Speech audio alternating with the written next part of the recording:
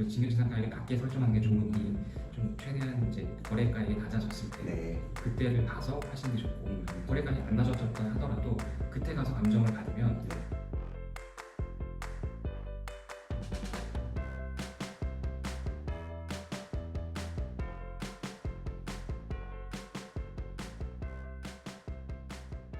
선생님, 그러면 이번에 개정안에 그 발표된 내용들은 뭐 어떤 게 있었나요?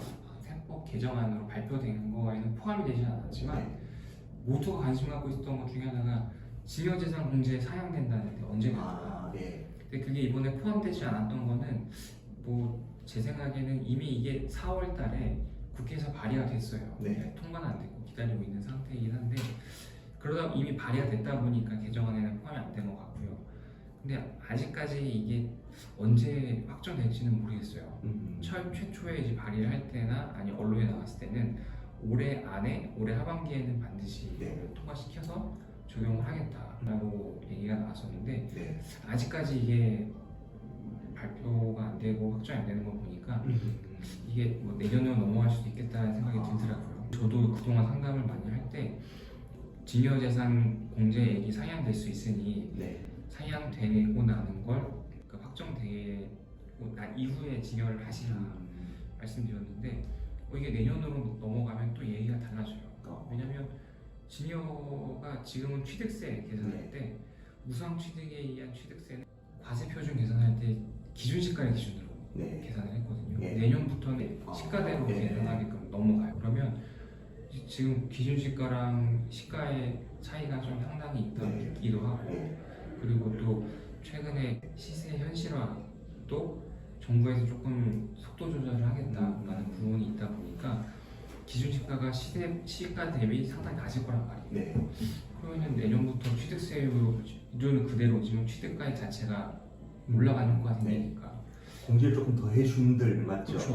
취득세가 더 많이 나오고 수 있는 경우가 생겨요. 그래서 이게 어떻게 될지는 참 모르겠어요. 그래서 최근에 제가 상담을 많이 드릴 때는 어떻게 하냐면, 지금 계속 부동산 가격이 좀 떨어지고 있는 시점이다 보니까 가급적이면 12월까지 좀 기다렸다가 그 전에 징여재산 공제가 상향되는 게 확정이 되면 더 좋은 거고, 아니더라도 일단 최대한 그 징여재산 가액을 낮게 설정하는 게 좋으니 좀 최대한 이제 거래가액이 낮아졌을 때 그때를 봐서 하시는 게 좋고, 거래가액이 안 낮아졌다 하더라도 그때 가서 감정을 받으면 감정가는 어쨌든 시세를 반영하니까 더 지금 하는 것보다 더 낮게 감정이 나올 수가 있어요. 아마 11월 달에 엄청난 징여의 바람이 불지 않을까 싶은데 그때 가서 하시는 게 좋을 것 같아요.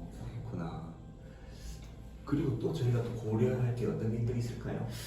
지금 징여에 대한 이슈는 이 정도가 대부분인 것 같고, 어쨌든 징여는 징여세 자체만으로도 중요하지만 징여를 하는 목적 자체가 최초부터 일단 절세를 염두에 둔 거기 때문에 내가 이거를 징여를 한 다음에 징여하니까, 예를 들어서 부모님이 자녀한테 징여를 했다. 그럼 자녀가 이거를 팔았을 때 아니면 계속 보유했을 때 이 케이스를 나중에 뭐 5년이 됐든지 10년이 됐든지 간에 그 계획, 뭐 보유세면 보유세, 양도세면 양도세 같은 게 나오겠죠.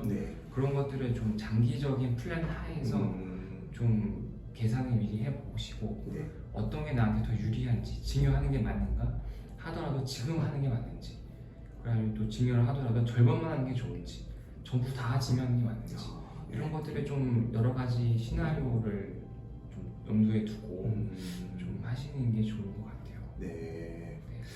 지금 세무사님 말씀 들어보니까 일단은 증여를 미리 한다는 거는 양도보다는 나을 거라고 생각하시는 분도 있을 것 같고, 또 증여를 하면서 그 말씀하신 5년, 10년 뒤에 배우자면 이월까지 걸릴지 안 걸릴지도 생각하게 될 거고, 그리고 단주로 들어갈지 안 들어갈지도 생각해야 될 거고, 그래서 그 증여 가액도 산정해야 되고, 간주에 들어갈지 안 들어갈지, 저가 양수나 고가 양수, 뭐 이후당 이주에 들어갈지 안 들어갈지 생각해야 될 거고, 배우자가 이월까지도 생각해야 될 거고, 내년에 이제 그 시가로 최대 취득세가 올라갈 것도 해서 한 4-5가지 여러 가지 변수들을 다 넣어보고 그래도 하는 게 1, 2, 3만 중에서 제일 좋아하는 거를 생각을 해야 되겠네요. 예전에 정책적인 방향도 보면 양도를 중과를 하니까 사람들이 그럼 양도하지 말고 징여를 하자 해서 네. 징여를 하니까 징여할 때 취득세를 높여야지 네, 높여졌죠. 네, 근데 이제 너무 또 이게 더 거래 침체되니까 그러면 또 한시적으로 양도의 중과를 풀까? 근데 지금 풀려 있어요. 네, 징여세는 중과가 없지만 네, 취득세가 중과돼 있습니다. 네. 근데 아직까지 징여 취득세에 대한 중과가 풀릴지는 몰라요. 네, 지금 방향으로 봤을 때는 풀릴 것 같지는 않고 오히려 내년부터 이제 취득가액 자체, 취득 네. 그 과세 표준이 시가로 바뀌면 더 올라가니까 네. 징여하게 되면 이건 뭐 거의 차라리 그냥 양도하는 게 나을 수도 있고 뭐 징여를 선택하는 게 쉽지가 않을 것 같아요. 네. 그래서 이제 좀 많은 부분들을 좀 고려를 하셔야 되고 하더라도 올해 안에 할지 내년 올릴지 네. 그렇죠. 좀 시뮬레이션을 몇 번 해보는 게 네. 가장 좋지 않을까 싶습니다. 오늘 세무사님하고 저희 증여에 대해서 얘기했는데 정말 어려운 세금이구나. 양도도 저희는 지금 양도세가 복잡해서 그래서 어려울 거라 생각했는데 증여야말로 좀 더 고려해야 할 사안이 더 많은 세금인 것 맞아요. 같아요. 지금 세금만 놓고 보면 되게 간단한 세금이에요. 네. 증여재산가액만 확정이 되면 뭐 공제금도 세율 적용하고 해서 네. 증여세 딱 나오는데 네. 반면에 양도세는 네. 예산 자체도 복잡하고 그런데 어떻게 보면 증여는 최근에는 뭐 어쩔 수 없이 하는 경우도 있지만 네. 대부분 이제 경우가 절세를 목적으로 하다 보니까 네. 증여를 하는 게 또 절세가 된다는 보장이 또 없잖아요.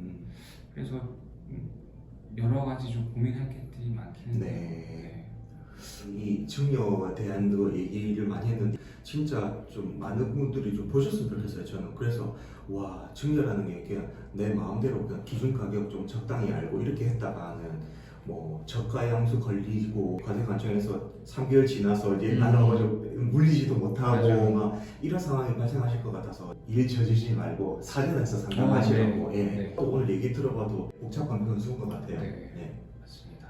증여에 대해서 세무사님 많이 다뤄가지고 많은 분들한테 이 증여에 대한 이게 좀 도움이 좀 됐으면 좋겠습니다. 네, 저희 동영상이 올라오고 나니까 네. 뭐 보신 분들이 혹시 뭐 궁금하신 내용이나 네. 계시면 뭐 댓글로라도 네. 달아주시면 저도 확인을 하고 뭐 양도도 마찬가지지만 징여도 모든 분들이 다 사정이 다를 거란 말이에요. 네. 그래서 뭐 이런 영상이나 아니면 뭐 그러니까 정보를 얻기에는 좋은 건 맞는데 네. 내 상황에 맞는 그쵸. 것대로 이게 제대로 적용이 될 수 있을지는 네. 한 번쯤은 전문가분들이랑 네. 상의를 해보시는 게 좀 제일 좋을 것 같아요. 맞습니다. 오늘 세무사님 덕분에 증여에 대해서는 거의 많이 진짜 많이 도움이 된 것 같습니다. 도움이 됐다니 다행입니다. 네. 수고하셨습니다, 네. 세무사님. 네.